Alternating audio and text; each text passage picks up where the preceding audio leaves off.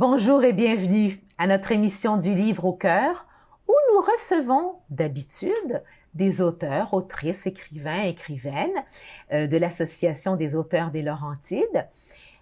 Une belle collaboration avec la TVCL, mais aujourd'hui nous faisons exception et vous allez comprendre pourquoi. J'ai eu le bonheur de rentrer dans une librairie dernièrement à Sainte-Adèle et j'ai été époustouflée. Je vous présente sa libraire, sa propriétaire, Laurence Pilon. Bonjour Laurence et bienvenue. Écoute, Laurence, lorsque je suis rentrée dans ta librairie l'autre jour, j'ai dit ceci ne peut pas être passé sous silence. Il faut faire connaître une telle librairie. En rentrant, je me suis sentie dans un monde, dans un autre monde, dans un autre genre de librairie et je crois qu'il est très important d'en parler. Laurence, tu es une ex-enseignante, tu vas me corriger, tu vas me faire ton petit curriculum pour savoir qu'est-ce qui t'a emmené à être libraire. D'où ça vient, ça, cette idée-là d'ouvrir une librairie? Ben, en fait, ça a été très rapide. Dans les dernières années, moi, je suis enseignante de formation primaire. J'ai enseigné à Montréal. Puis, juste avant la pandémie, mon conjoint et moi, on a décidé de déménager dans les Laurentides. Puis, finalement, fait est que j'ai eu des contrats par-ci, par-là, dans des écoles. Mais il y a quelque chose qui me manquait dans les écoles, c'était le livre. Le livre n'était pas assez mis de l'avant. Puis, j'allais toutes les semaines à ma librairie de quartier. Puis, il n'y avait pas de librairie près de chez moi, à Sainte-Adèle. Je me suis dit, c'est pas moi qui le fais, qu'est-ce que je vais faire? Je peux pas attendre que quelqu'un fasse le projet. Donc, tu as des filles qui prennent les choses en main. Oui. Ta librairie se nomme Le Sentier, librairie Le Sentier. Exact. Elle est à Sainte-Adèle, juste à côté de la Farandole, exact. Dans cette ancienne maison ancestrale, je crois, oui. Où il y avait Collection Campagne. Moi, ce qui m'a frappée, je connaissais bien Collection Campagne parce que j'étais même devenue amie avec la propriétaire qui, pendant plusieurs décennies, s'est fait un devoir de choisir l'objet. Chaque objet était choisi, était réfléchi, etc. Et j'ai retrouvé ça chez toi, cette ambiance. Quand on entre, on fait « wow ». Que ce soit sur les étagères, que ce soit sur les corniches de la maison ancestrale, etc. Le livre, évidemment, est mis de l'avant, c'est une librairie, mais est mis de l'avant de façon artistique, de façon consciente, avec grande beauté. Et le choix des livres est absolument époustouflant. Première question d'abord. Pourquoi Le Sentier? C'est très joli ton logo, donc un livre, le chemin, nos montagnes. Pourquoi Le Sentier particulièrement? Faut spécifier que la librairie, on est deux partenaires. Donc, j'ai Mélanie Giroux qui est avec moi dans ce projet-là. Puis, c'est moi qui avais mis de l'avant l'idée du sentier puisque la littérature, en fait, chacun prend son chemin, on peut se rencontrer, se rejoindre, mais on se fait chacun notre propre idée, chemin, sentier du livre, notre interprétation. Puis, juste l'école à côté, qui était juste à côté. La maison aussi semblait vraiment avoir ce petit côté-là. Puis, évidemment, on peut pas nier que les Laurentides, c'est plein air. Donc, le sentier faisait aussi une petite référence au plein air. Ah, c'est merveilleux. Alors, tombons dans le vif du sujet. Qu'est-ce qui distingue ta librairie, Laurence? En quoi tu as voulu qu'elle se distingue, serait une meilleure question. Tout d'abord, je pense que c'est l'expertise qu'on a, que ça soit face aux profs, mais face aux parents, aux enfants. On leur parle directement aux clients qui rentrent. Donc, si c'est un enfant qui rentre avec ses parents, c'est aux enfants qu'on va parler, non aux parents. Quelles sont tes dernières lectures? C'est quoi le genre littéraire que tu aimes? Puis, c'est vraiment là qu'on veut accrocher. Nous, on veut créer des lecteurs pour la vie, pas juste quelqu'un qui achète un livre. Donc, je pense que c'est de là qu'on se démarque. le choix aussi de nos livres, notre inventaire a vraiment été minutieux. On a pris beaucoup On va y revenir Parfait. parce que d'abord, j'ai oublié de mentionner quelque chose. C'est-tu de librairie jeunesse? Oui, effectivement. C'est sûr que, alors, le premier plancher, évidemment, c'est vraiment jeunesse. Oui. Après, on peut monter au deuxième. Et là, il y a quand même des livres pour adultes. Ouais. Ça. Mais c'est ce qu'il fallait bien spécifier. C'est une librairie jeunesse. Et quand on parle jeunesse, on parle de tout petit. 0-17 ans. Oui. 0-17 ans.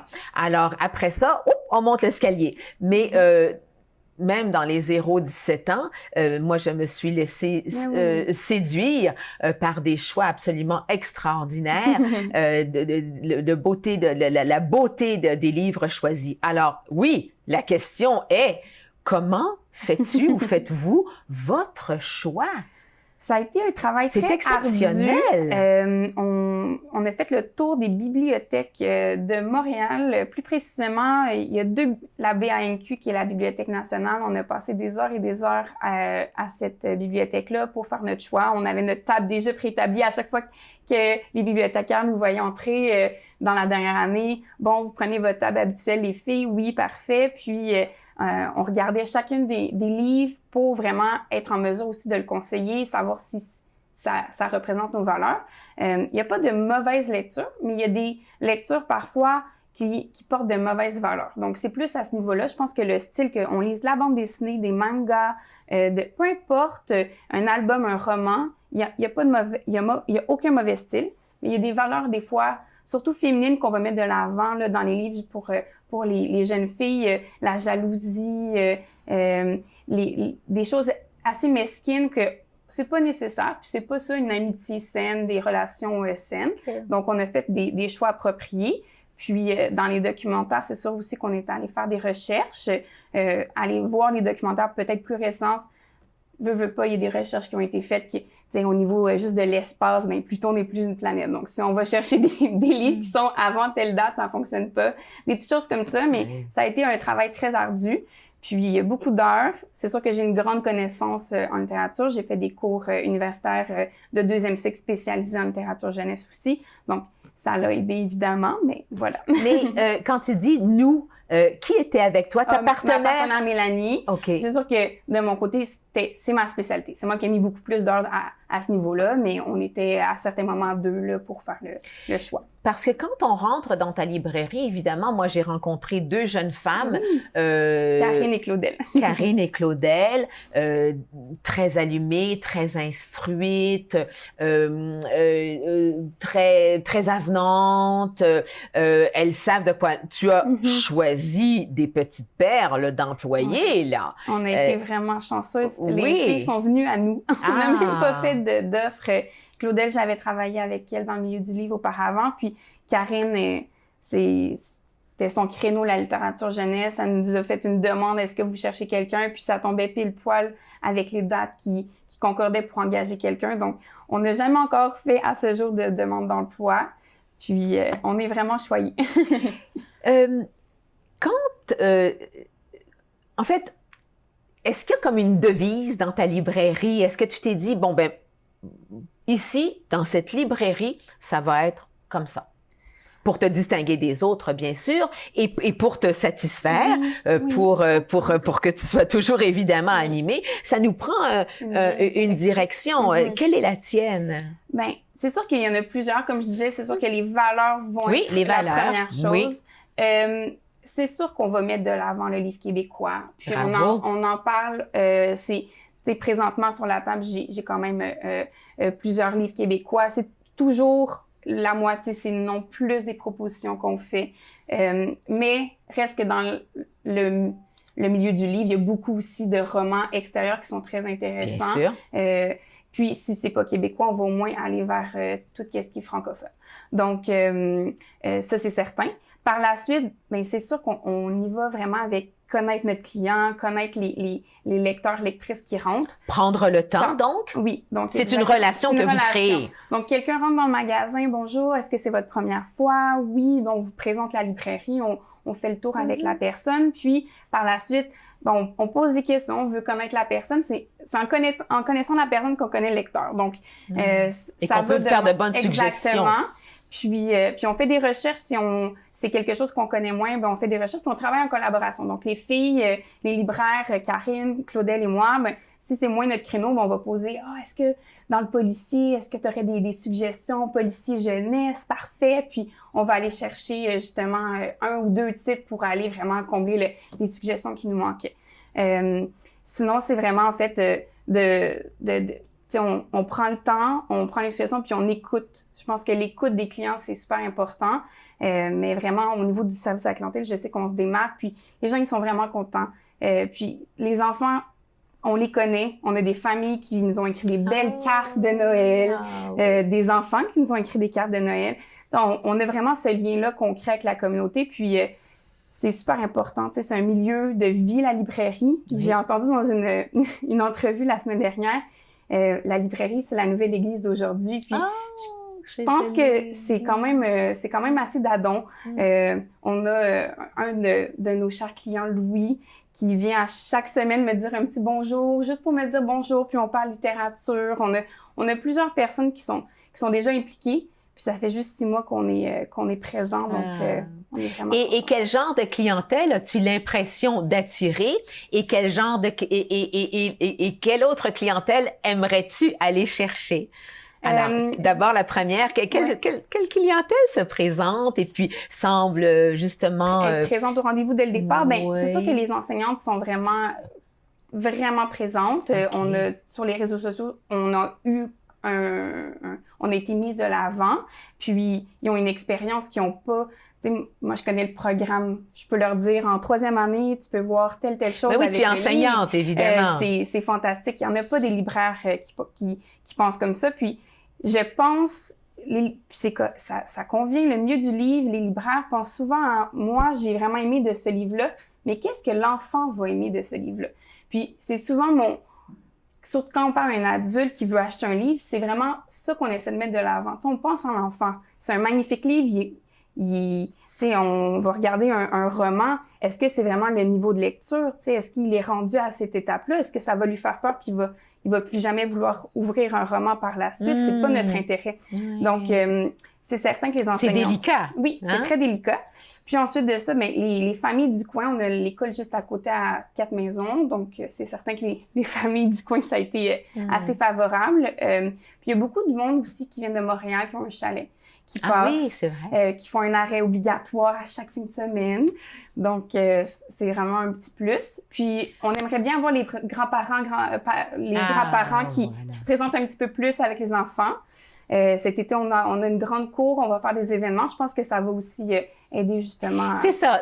Ce que je comprends, Laurence, c'est que dans cette jolie petite maison, tu as créé une ambiance, tu y mets de quoi évidemment faire vibrer toute la littérature, etc.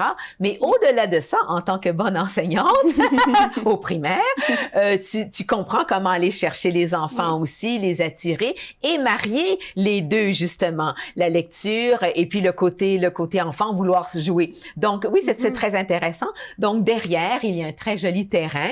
Et vous avez aménagé, vous avez des idées d'aménagement ou d'activité dès que le beau temps s'y prêtera. Effectivement. Oui. Donc, on a une super belle cour. On va avoir des événements avec auteurs-autrices sur place, un cercle de lecture. Donc, on va avoir plusieurs événements qui vont se faire au courant de l'été. Puis, c'est certain qu'on va avoir une nouvelle clientèle, je pense, à ce niveau-là. Aller chercher les adolescents aussi, qui sont pas toujours faciles. On est quand même chanceuse. On a certaines, surtout un peu plus du lectorat féminin, je dirais, qui sont présentes. Parce qu'il y a une école secondaire à Sainte-Adèle, alors c'est important d'aller les chercher. Mais c'est pas à pied, mais effectivement, puis des peut-être futurs employés déjà là, que je vois. C'est vrai. C'est tellement magnifique. Moi, je me sens privilégiée. Chaque matin, j'arrive, je fais ce que j'aime, puis j'ai des discussions avec des enfants, des adultes sur la littérature, puis je vais voir vieillir ces enfants-là. Ce que, en tant qu'enseignante, on voit pas nécessairement, on change de classe. Là, ça fait déjà 6 mois, j'ai des petits-enfants de 2 ans que j'ai déjà vu énormément grandir. Je suis vraiment choyée. C'est comme une formation, finalement. Tu vas les former à tes besoins, et puis à leur, tu vas développer une passion chez certains, c'est sûr. C'est ça l'essentiel. Le plaisir de lire, c'est tellement important. Puis, moi, j'ai eu la chance d'avoir une mère qui était enseignante, qui m'a donné ce plaisir-là, mais c'est pas tout le monde qui l'a. Puis à l'école, malheureusement, les livres sont mis un peu de côté, je le remarque. Puis fait que si on peut nous mettre de l'avant, puis tu sais, oui, on veut vendre des livres, mais c'est plus que ça. C'est la communauté, c'est le discuter. Un livre, c'est pas juste le lire, c'est d'en discuter, c'est le partager, c'est de le passer à quelqu'un d'autre, c'est d'échanger face à ça. Tu veux vendre l'amour du livre, finalement. C'est ça que tu veux vendre.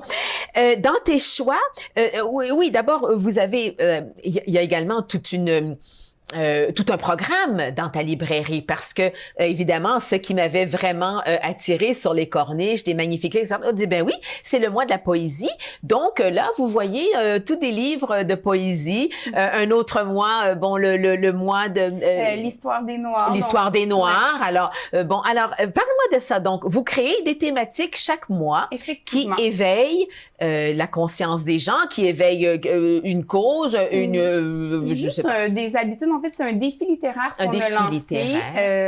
Moi, j'adore les défis littéraires. J'adore les défis. Ça veut dire quoi, donc, un défi littéraire? On propose, en fait, à la communauté de lire un livre sur un thème qui peut être moins accessible pour eux ou qui sort de leur corde. En fait, on fait des suggestions à chaque début de mois pour donner des idées. On met de l'avant dans notre magasin, dans notre librairie, vraiment certains livres pour donner d'autres idées par la suite. Le mois d'avril, c'est un mois thématique, la thématique de l'eau, puisque c'est le poisson d'avril. Donc, des livres qui se passent sous le thème proche de l'eau, de l'ambiance aquatique.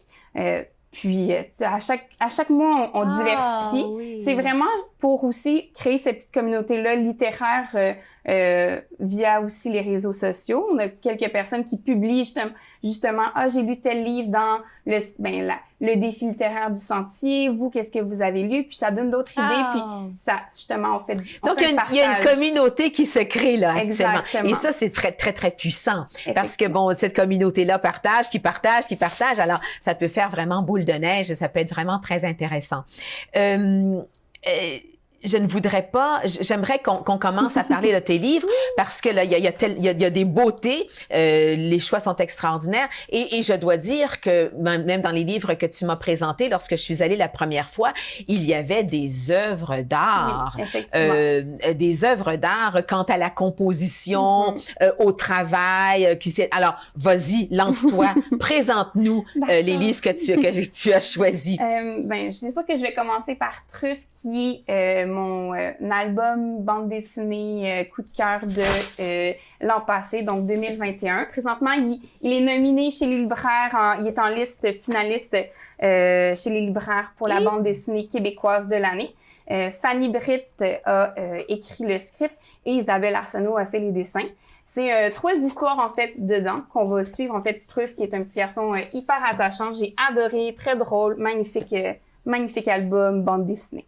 Bon. Je peux pas passer à côté d'un des plus beaux romans, à mon avis, qui s'est fait au Québec, de Stéphanie Lapointe.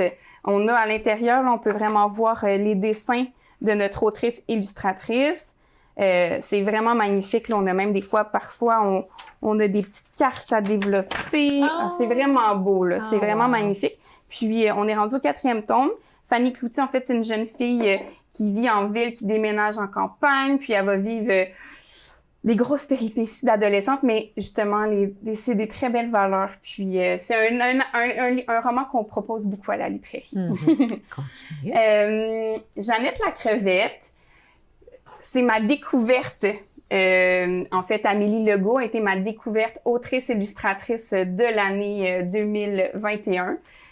C'est toujours avec beaucoup d'humour qu'on va suivre, en fait, ces petits personnages. Donc là, on a Jeannette la crevette, puis elle va trouver des amis qui ont tous des noms en « ette ». Yvette, Claudette. Ils vont faire des activités assez cocasses, donc placoter dans une bobette.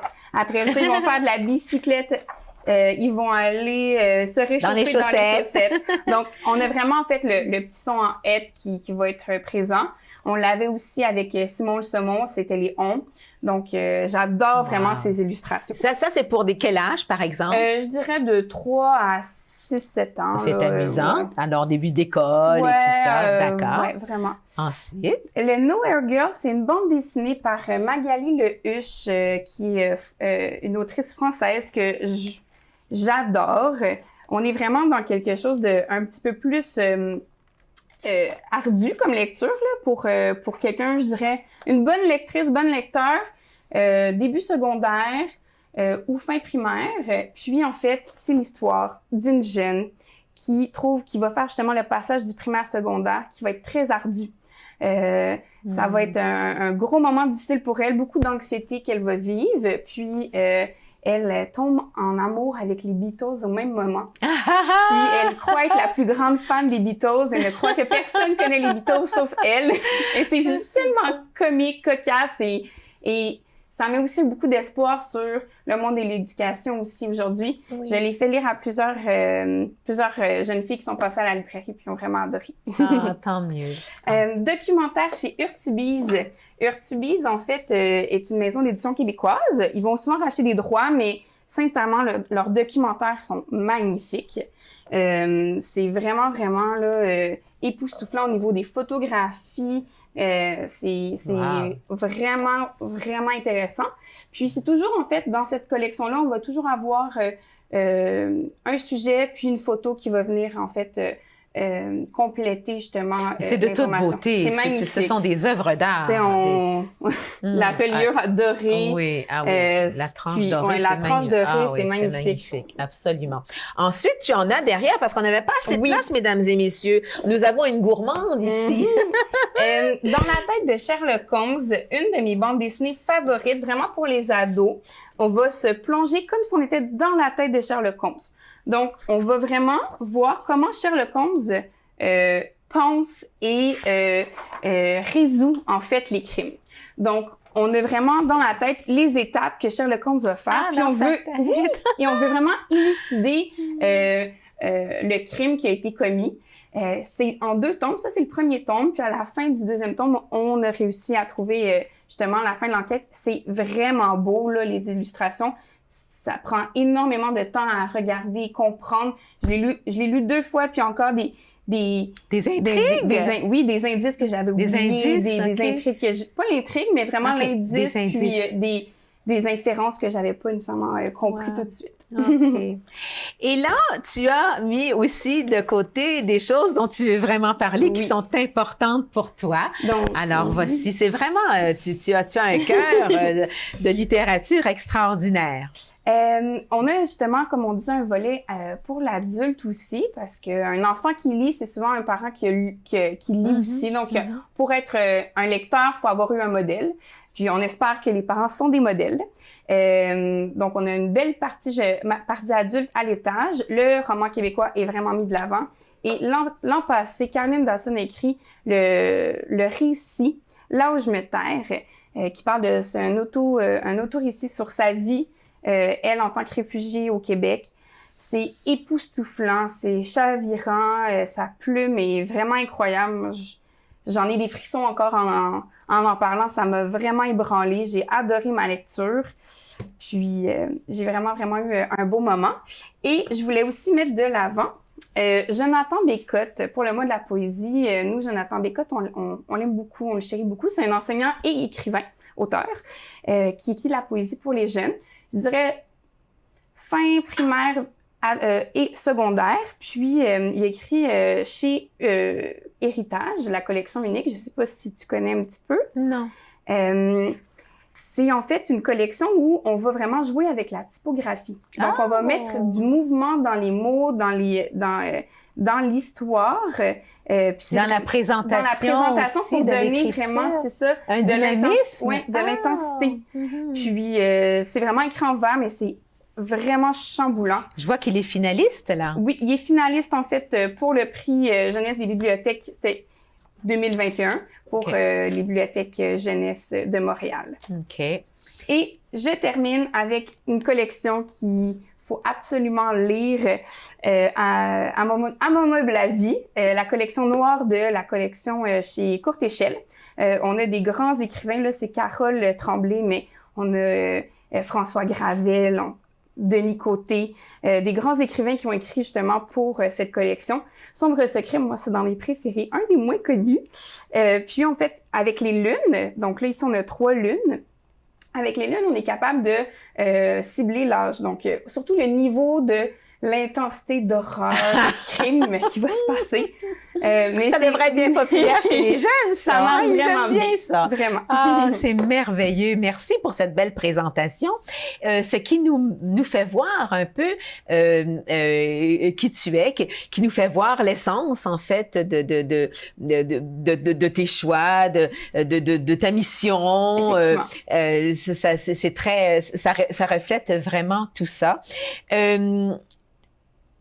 Derrière, pour démystifier un petit peu la lecture, j'ai beaucoup aimé que derrière ton sac, raconte-nous les droits imprescriptibles du lecteur. Donc, je sais pas si tu as déjà lu Daniel Pénac. Ben oui. Bon, comme un roman. Évidemment. C'est vraiment, en fait, bon, Daniel Pénac, qui était un jeune qui avait beaucoup de difficultés à l'école, justement. Puis, il se faisait appeler le cancre. Le cancre, oui, c'est ça.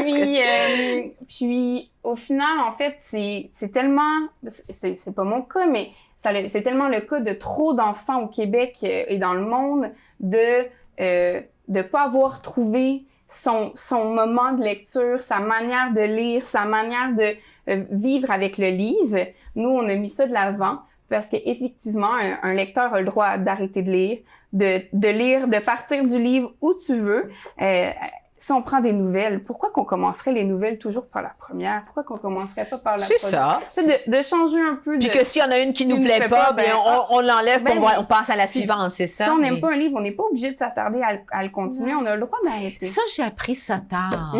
C'est ma sœur aînée, qui est une grande lectrice, qui me dit un jour, je dis, j'ai tellement de difficultés avec ce livre-là, etc., mais j'avais toujours le devoir d'aller jusqu'au bout de chaque lecture, et qui me dit, Martine, t'as le droit de ne pas aimer un livre et de fermer le livre avant de l'avoir fini. Ça a été un apprentissage. Donc, on a le droit. Mais oui, on a le droit. Donc.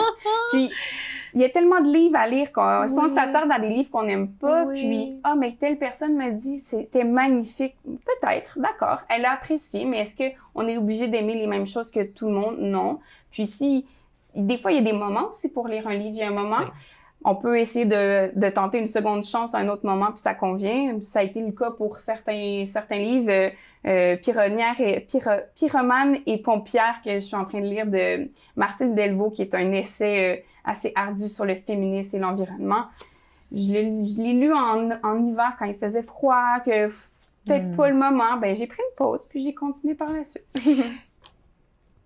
Combien de temps pourrions-nous continuer comme ça? Hein? On en aurait à dire, chère Laurence.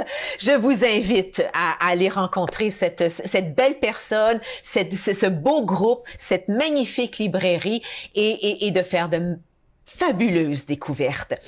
À la prochaine.